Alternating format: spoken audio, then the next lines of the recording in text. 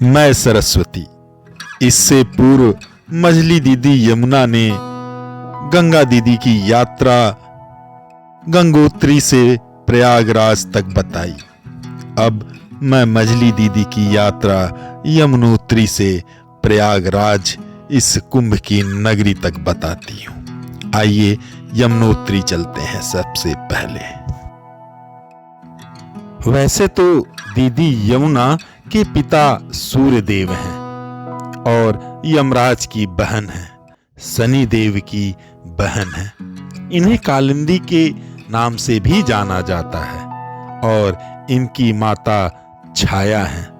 मगर इस धरा पर इनके उद्गम का स्थान यमुनोत्री, जो हिमालय के बंदर पूछ पर्वत के पास स्थित है। यहाँ से ही वे एक पवित्र नदी के रूप में प्रवाहित हुई। यह तो आप जानते ही होंगे कि यमराज अपनी प्यारी बहन यमुना से मिलने यमदूतिया, जिसे आप भैया दूज के रूप में मनाते हैं, मिलने आते हैं इस धरा पर। हिमालय की इन कंदराओं में बड़ी दीदी गंगा और यमुना का स्वरूप, उनकी पवित्रता, उनकी शुद्धता एक समान ही लगती है।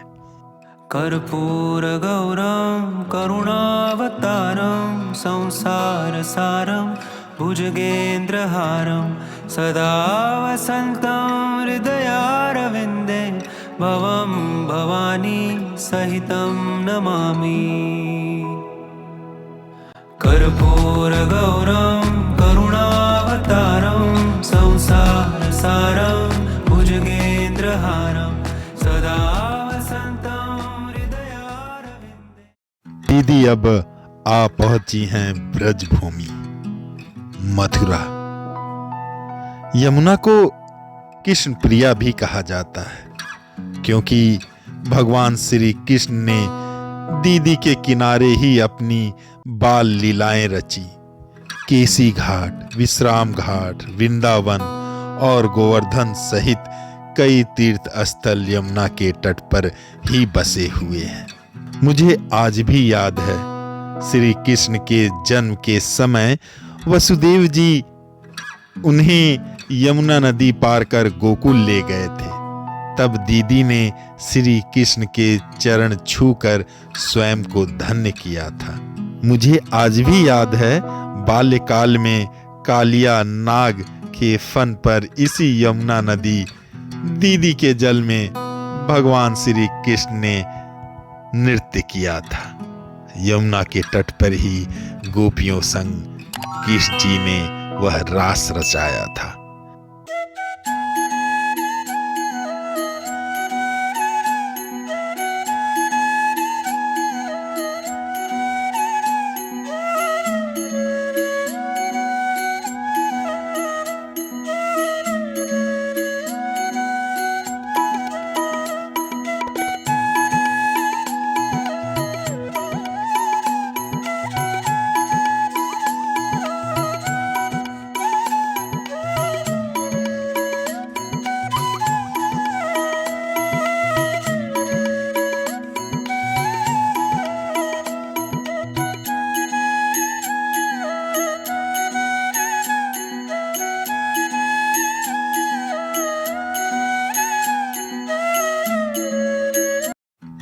अब दीदी पहुंचती हैं प्रयागराज।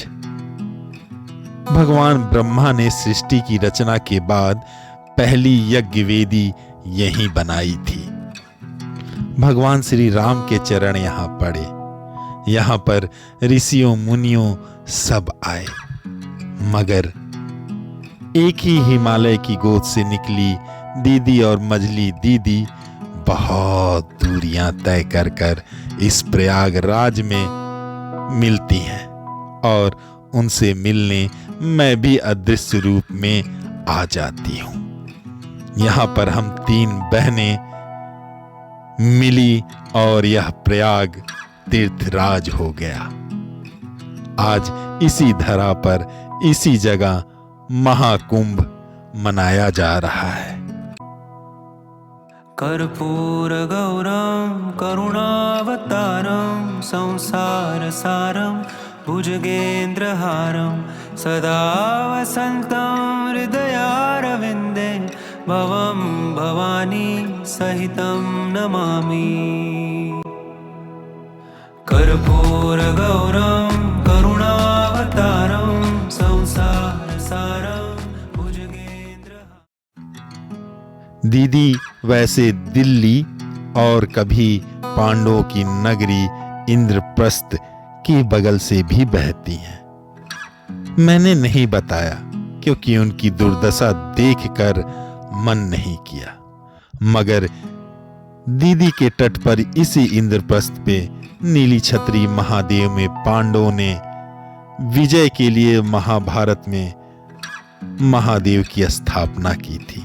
आज भी मैं महादेव के चरणों को छूने कभी बरसात में आ जाती हूँ। कर्पूरगौरं करुणावतारं संसारसारं भुजगेन्द्रहारं सदा वसन्तं हृदयारविन्दे भवं भवानी सहितं नमामि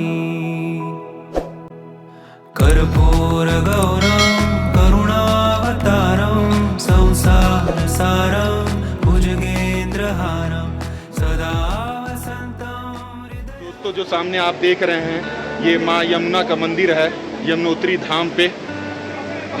और ये हम जानते हैं कि माँ यमुना सूर्यपुत्री हैं, तो सूर्यपुत्री होने की वजह से वो यमराज जी की बहन भी हैं और शनिदेव की भी बहन। हिंदू में जो बड़े 4 धाम आते हैं वो हम सब जानते हैं, जगन्नाथपुरी, रामेश्वरम जी, द्वारिकाधीश, द्वारिका गुजरात और बद्रीनाथ जी। हम चारों धाम हमारा नारायण जी पे है, विष्णु जी पे है। तो उत्तराखंड के जो 4 धाम हैं वो होता है यमुनोत्री, गंगोत्री, केदारनाथ और बद्रीनाथ। और इसका शुरुआत कब किए थे?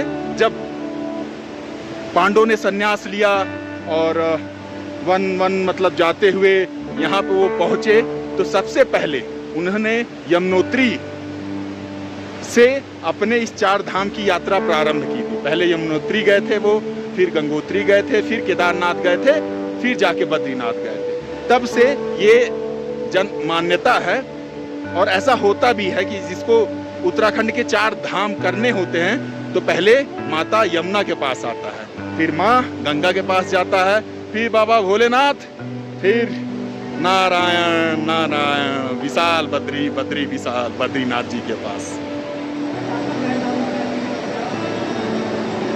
और यमराज जी और यमुना जी, जैसा कि मैं बता चुका, भाई बहन हैं।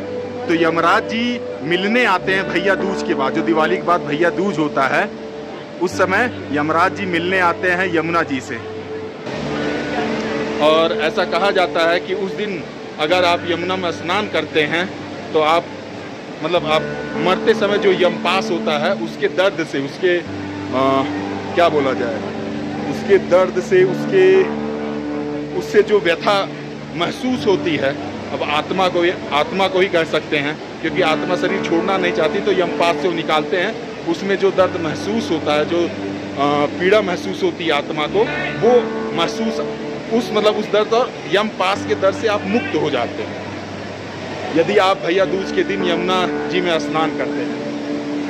जय यमुना मैया, जय यमुना मैया। तो अभी हम तापीय कुंड में नहाने जा रहे हैं। इस यहाँ पे स्नान करने के बाद यहाँ पे 2 कुंड हैं जिसमें गर्म पानी आता है। महिला के स्नान के लिए अलग कुंड है, पुरुष स्नान के लिए अलग कुंड बना हुआ है। तो अभी नहा के आते हैं हम तापीय कुंड में, गर्म जल में। अब गर्म कुंड में नहाने के बाद अब हम ऊपर जा रहे हैं माता यमुना के दर्शन करने।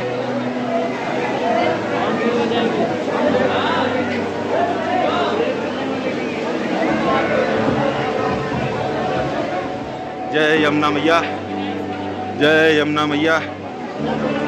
सूर्यकुंड है, इधर एक दिव्य शिला माँ यमुना का है पूजा स्थल। जय माता दी, जय माता दी, जय माता दी। यमुना मैया, जय यमुना मैया, जय यमुना मैया, जय यमुना मैया। हाँ शिला पे पूजा करवाया, सूर्यकुंड पे ये प्रसाद, यहाँ पे चावल, वो सूर्यकुंड तापीय कुंड है तो उसमें चावल पका के वो एज ए प्रसादी देते हैं।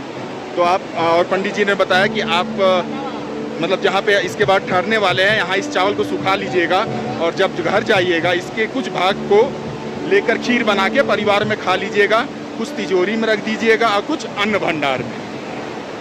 तो अभी इतना मतलब कार्यक्रम हो चुका है माँ यमुना के दर्शन के दौरान। अभी मैं जा रहा हूँ माँ यमुना के दर्शन करने, मतलब मुख्य जो गर्भगृह ये दिखाई दे रहा है आपको, वहाँ पे जा रहा हूँ।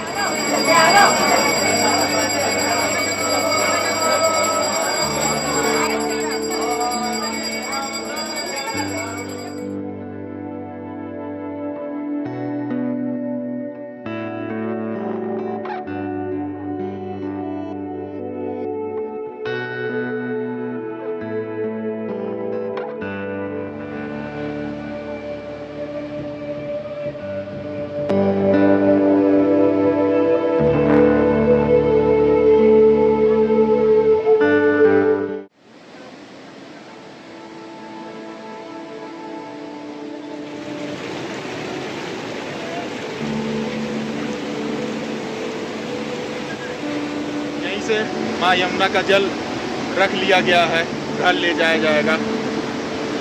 यमुनोत्री